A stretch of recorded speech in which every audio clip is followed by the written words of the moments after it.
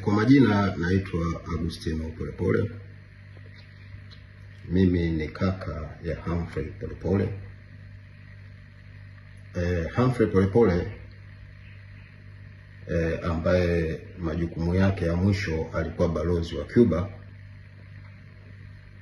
ametekwa usiku huu wa kuamkia leo na ndugu mmoja anatambulika kwa jina la Mafuele.